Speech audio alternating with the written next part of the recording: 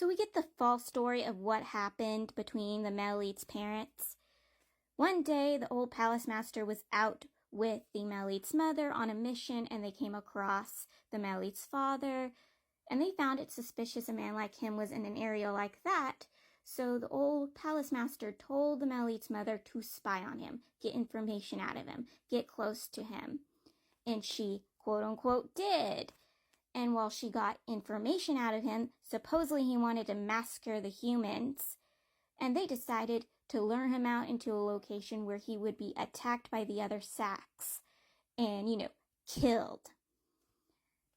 And during it, she had ended up pregnant.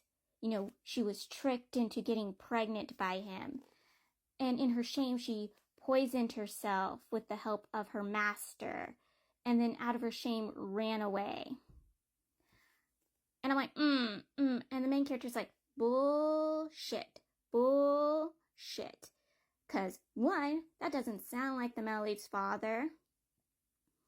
And at first, when he was hearing the story, he's like, oh, I thought it was a pure virgin maiden who comes across a vile beast of a man and ruined her future. But in actuality, it was a beast of a woman came across the pure maiden emperor and took him and then left him broken. But he hears the story, the more he's like, no, especially if it's coming out of that creepo's mouth. Yeah. Supposedly we're hearing the creepo's version, me knowing how that creepo treated the Melite. I know that's not true. I know the story ain't true. And luckily, the main character doesn't say anything out loud himself, but someone else did. Someone stepped up and he goes, this is all sounding suspicious.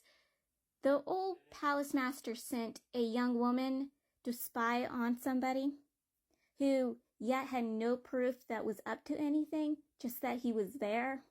You had her get close to him, a guy who was supposedly dangerous. And then when she ended up pregnant, you had her get rid of the child? That doesn't sound right. And then you had this poor man, because supposedly he had planned to massacre humans, but this is only the word of the old palace master, no actual real evidence other than his word. This poor man lured to a location and had him killed with no prior evidence except of someone's word. And I'm like, clap hands for this man. Clap hands for this man. But then people rebuff what he said. The same person claiming the stories of the old palace masters was able to rebuff this poor man. And I'm like, no one questioning this?